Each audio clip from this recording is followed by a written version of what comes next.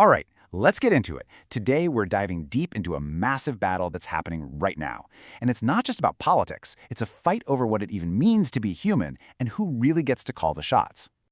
You know, it really all comes down to this one simple but incredibly heavy question. Can we actually be trusted to run things ourselves? It sounds kind of philosophical, I know, but how you answer that question has huge, real-world consequences.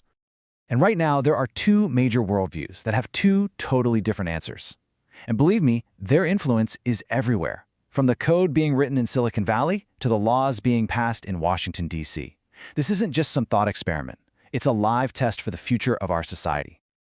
To really get what we're talking about, just look at how these two sides see death. On one side, you've got tech billionaire Peter Thiel, who sees death as just a bug in our human programming, something to be solved. On the other side, you've got this Spanish philosopher, Miguel de Unamuno, who argued that our mortality is the very thing that makes life worth living. That single contrast right there sets the stage for everything else. Okay, so first up, the Thiel diagnosis. Think of this like an engineer looking at the blueprint for humanity and saying, okay, where's the fundamental flaw? So at the very heart of Thiel's entire worldview is this idea from a philosopher named René Girard, and it's called mimetic theory. The concept is actually pretty simple. We are professional copycats. We think we want things on our own, but we don't. We just copy what other people want. And that copying leads to a really dangerous cycle. First, we copy each other's desires. That creates rivalry, because suddenly we all want the exact same stuff, same job, same social status, whatever. And that rivalry, if you let it run wild, always escalates into conflict. So here's the kicker. From this perspective, democracy is basically the perfect machine to make this problem a million times worse. You've got social media, you've got constant elections, it all just pours gasoline on this fire of imitation and rivalry. It turns all of society into one giant crisis generator. And make no mistake, this isn't just a theory in a book. It is being put into practice. You have major players who are deeply influenced by this way of thinking, and they're now at the highest levels of government. Their goal is pretty clear. Use strong, centralized power to slice through the chaos that they believe democracy naturally creates. Okay, now let's do a complete 180 and look at a totally different worldview, the Unamuno alternative. It looks at the exact same human weaknesses and asks a pretty wild question. What if our flaws aren't a bug we need to fix, but a feature we need to live with? Unamuno's big idea wasn't to try and live forever. It was to live a life so full, so intense, that your limited time on this planet becomes irreplaceable. He argued that true meaning comes from the struggle with our limits, not from trying to engineer them away. He called this whole idea the tragic sense of life. And it's the belief that facing our own mortality, our imperfections, all of our limitations, that's not our curse, it's actually our glory. That struggle is what forces us to be human. It's what makes us create things, love people, and find meaning in a world where we don't have forever. And this slide right here, this really just boils the whole thing down perfectly, doesn't it? Is our messy human nature a bug in the code that needs to be patched by a group of smart engineers? Or is it a core feature of the experience, something that we have to wrestle with to build character and virtue? But this isn't just an abstract debate. There's a really fascinating experiment going on right now called Agora. It's a decentralized organization built on the blockchain, and it's putting these very ideas to the test.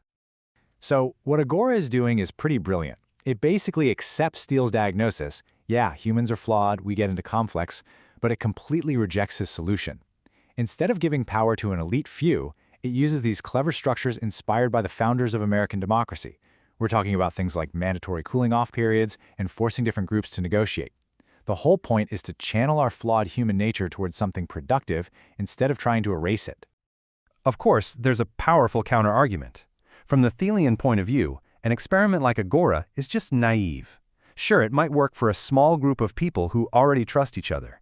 But they'd argue that if you try to scale that up to a whole country with real conflict and real stakes, that mimetic chaos would just tear any clever structure apart. Only strong, top-down control can keep order. And that brings us to the ultimate stakes. This is so much bigger than just a debate about how to govern. It's a fundamental choice about who we are and who we want to be. Are we a problem that needs to be solved, or are we a reality that needs to be lived? This table really lays it all out. One side sees human nature as a bug, democracy as a crisis, and the only solution as elite rule. The other side sees human nature as a feature, democracy as a difficult but noble struggle, and the solution as building better, smarter structures that help us govern ourselves. The first path, the engineer's path, it logically leads to one place: a future run by a small group of technical experts, a technocracy. The second path, the philosopher's path, leads towards trying to renew democracy. Yeah, it's messy, it's hard, but it's fundamentally human. And I want to be really clear about this. This is not a debate for some far-off future. This is happening now. One of these worldviews is being put into action today in the halls of power. The other is being tested as we speak in new digital spaces. The results are unfolding in real time. So, that brings the ultimate question back around. Not to the philosophers or the billionaires, but to you, to us. In a world where democracy often feels like it's broken, is that messy human struggle to fix it still worth it? Or is it maybe time to just hand the keys over to the engineers and let them drive? The answer we all choose is going to define the 21st century.